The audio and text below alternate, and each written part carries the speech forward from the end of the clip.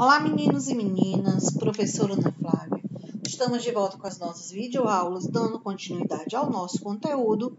Hoje vamos entender um pouco sobre os filósofos e seus pensamentos Montesquieu e Rousseau. O que vocês vão fazer neste momento? Pegar o seu caderno para fazer anotações sobre a nossa aula de hoje. E aí, pegaram o caderno? Sim? Estão preparados? Calma, antes da gente começar, vamos às informações de sempre. Fiquem atentos. Primeiro, anotações, atividades do livro ou atividades do caderno, elas devem ser enviadas no Class. Segundo, todas as nossas aulas, tudo que é informado para vocês fazerem, tem data de entrega. Terceiro, essa data de entrega com atividades ou anotações tem pontuação e que essa pontuação ajuda no desenvolvimento da sua nota de cada bimestre. Então, fiquem atentos. Não tem desculpas de que, professora, eu não tinha um livro, professora, eu não consegui fazer. Por quê? Quando é atividade do livro, eu coloco aqui na nossa tela as páginas para vocês com as questões. Quando é anotação, eu estou explicando aqui na aula e estou dizendo o que é que vocês têm que copiar. Então, não tem desculpa. Fiquem atentos a essas informações, tá?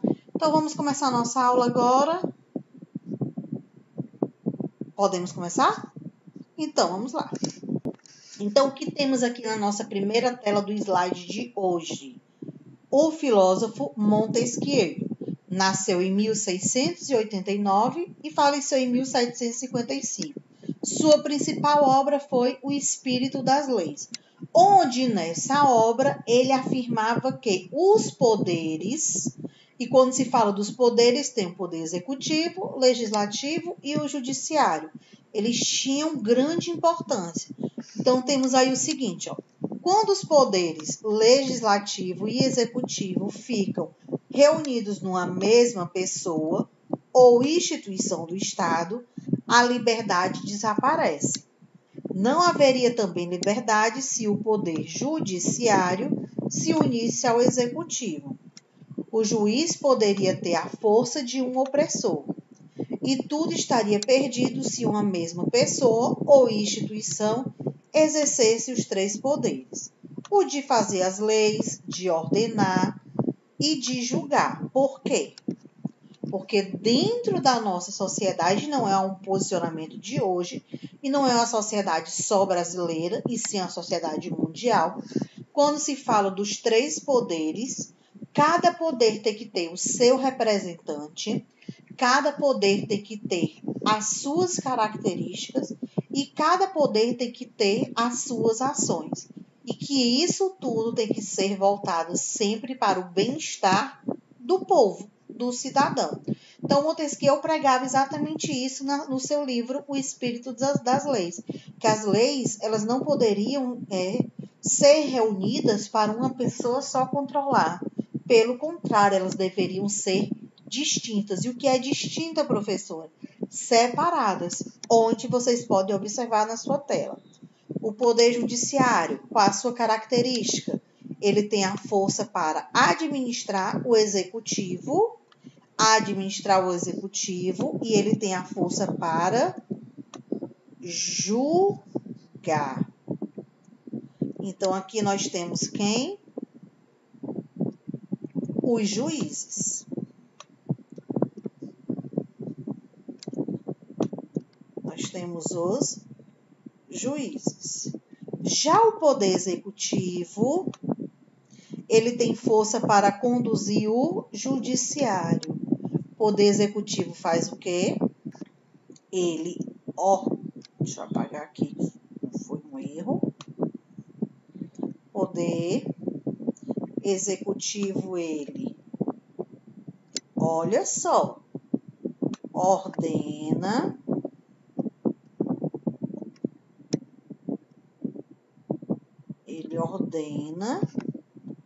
a execução.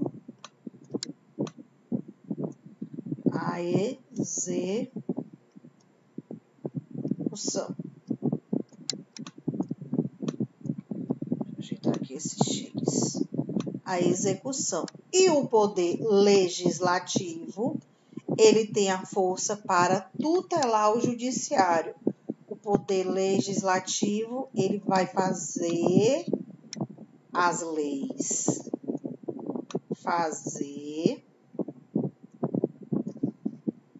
Criar as leis. Então, o poder legislativo cria as leis, o poder executivo executa, coloca em prática, e o poder judiciário observa, julga algo que estiver errado. O que é que vocês vão fazer neste momento? Eu não vou limpar a tela, vou deixar as informações para vocês anotarem. Vocês vão copiar Montesquieu. Vou até mudar aqui, alterar a cor para vocês saberem o que vão anotar. Nosso filósofo Montesquieu, o ano que ele nasceu e o ano do seu falecimento. Principal obra, O Espírito das Leis. Preste atenção. E vão anotar até esse ponto aqui, ó. Até aqui.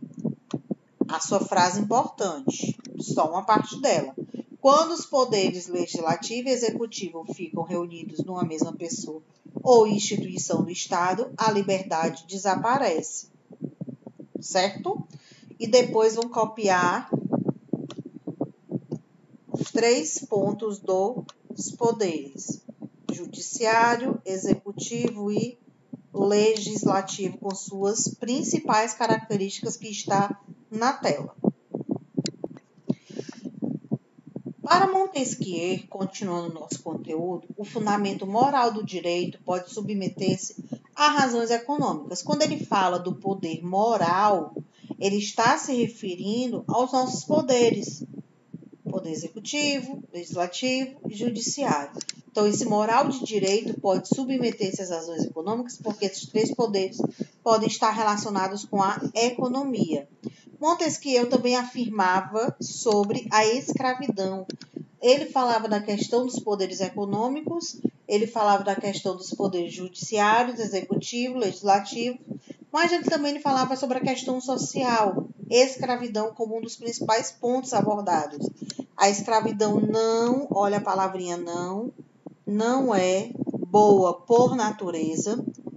Olha de novo, não é útil nem ao senhor, nem ao escravo, pois pode fazer por virtude ações positivas aquele que contrai com seus escravos toda sorte de maus hábitos, se acostuma a faltar contra as suas virtudes morais. Ele torna-se orgulhoso, brusco, duro, colérico, voluptuoso, cruel. O que isso quer dizer, professora? Que quando você trata mal uma pessoa, e aqui ele está relacionando com a escravidão, mas você pode puxar de forma geral. Quando você trata mal, quando você se beneficia em cima do outro, os seus maus hábitos são visíveis para todos. E esses maus hábitos são chamados de virtudes morais negativas. É a questão de você se tornar orgulhoso, brusco, duro, colérico, voluptuoso, ou seja, uma pessoa cruel. Vou limpar aqui a tela para vocês. Se eu tivesse que defender quem fala isso, Montesquieu. Se eu tivesse que defender o direito que tivemos de tornar os escravos negros, eis o que eu diria. Tendo os povos da Europa exterminado os da América, tiveram que escravizar os da África, para utilizá-los para abrir tantas terras. O açúcar, um exemplo, seria muito caro se não fizéssemos que escravos cultivassem a planta que produz. Olha aí ele colocando pontos históricos para mostrar que, se não tivéssemos explorado os africanos, os negros, não tivesse tido a escravidão, automaticamente as sociedades não teriam as suas razões econômicas, ou seja, não teriam desenvolvido-se economicamente. coloca pausa e copia todas as informações, lembrando que sempre a parte de cima é a parte de destaque das suas informações. Continuando a nossa aula, o fim de muitos preconceitos, ressaltando a bondade humana. Aí aqui nós já temos a visão de nosso segundo filósofo. Até então vimos Montesquieu. Agora nós temos Rousseau, que ele falava, que ele colocava em prática. Construiu uma obra que se apresentou significativamente para a afirmação de um mundo moderno. Historicamente, Rousseau contribuiu para refletir sobre a educação quando escreveu a obra Emílio. Então, aqui nós temos uma das suas principais obras. O pensamento de Rousseau está relacionado com o iluminismo, onde ele serviu de base para o desenvolvimento de grandes países, revoltas e conflitos. E no Brasil nós tivemos essas revoltas, tivemos esses conflitos. Confidência Mineira, que foi um ponto importante que seguia muito as ideias iluministas, Conjuração Baiana. Esse pensamento de Rousseau serve até hoje para a estrutura política de vários países democráticos ocidentais. Quando a gente fala de países ocidentais, o Brasil entra nesse contexto de países. Por quê? Porque os países do lado oeste são conhecidos como países ocidentais. E os do lado leste são conhecidos como orientais. Sobre essa realidade no pensamento de Rousseau, gesta-se a teoria do Estado contratualista. Então, um estado de contratos políticos, contratos firmados economicamente. O que é que vocês vão fazer? Colocar pausa e anotar as informações. Rousseau também fala da questão de que o homem nasce livre e por toda parte encontra-se a ferros. O que se crê senhor dos demais não deixa de ser mais escravo do que eles.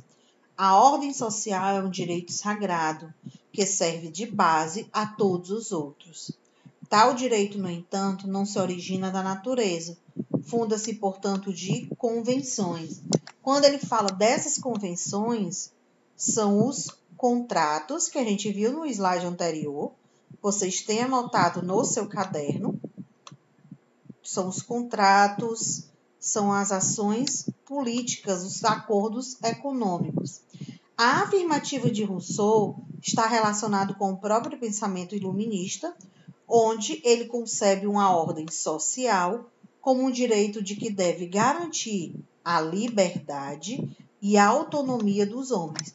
Lembrando que o iluminismo ele se baseava muito na questão da Revolução Francesa, onde aquelas 3 palavrinhas a gente falou muito sobre ela: liberdade, igualdade e fraternidade. O que é que vocês vão anotar desse slide? Vou limpar aqui a tela para vocês. E vocês vão anotar esse slide, essa informação do que está em destaque no retângulo cinza. O do laranja não precisa anotar. Como base, Rousseau elaborou a teoria do bom selvagem, defendendo a pureza da sociedade primitiva, o que isso significa? Das famílias tradicionais da sociedade antiga, onde no século XIX, influenciados pelo romantismo, muitos intelectuais brasileiros idealizaram a cultura indiana, considerando-se como autêntica representante do nacionalismo brasileiro. Então, quando se fala de sociedade primitiva, é a primeira, aquela que estava no território quando ele foi descoberto, quando ele foi colonizado, aquele povo que foi explorado. Em termos filosóficos, essa valorização do indígena foi influenciado pelo pensamento do filósofo. E aí, qual é o nosso filósofo para completar aqui? Rousseau. Então, Rousseau ele influenciou muito nessa questão da sociedade primitiva, onde ela deveria ser valorizada, deveria ser respeitada, porque já estava naquele habitat, já estava naquele local quando começou o processo de colonização, de desenvolvimento e exploração. Precisa anotar alguma coisa desse ponto aqui, professora? Não, não precisa. E para concluir a nossa aula de hoje, nós temos 2 mapas mentais que vocês deverão fazer no seu caderno. Nós temos aqui sobre Rousseau e o próximo que a gente vai ver sobre Montesquieu. São os 2 mapas mentais que tem que ter no seu caderno. Então, aqui nós temos que Rousseau foi um filósofo francês, nascido em Genebra, o mais importante e influente dos iluministas, do movimento iluminista. Rousseau falava que o homem é bom e a sociedade que o corrompe. Suas principais obras, 2, O Controle Social e O Emílio. Rousseau, as suas críticas estavam relacionadas com o Estado absolutista, monarquia e a propriedade privada. Então, ele sempre pensava no bem-estar da classe pobre, ele sempre pensava no trabalhador, ele sempre pensava numa sociedade primitiva. E o que ele defendia?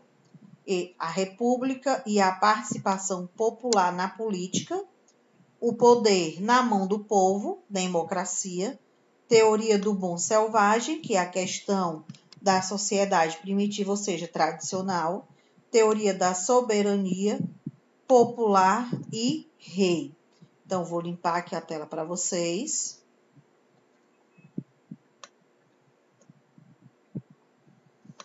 Coloquem pausa e copiem todas essas informações.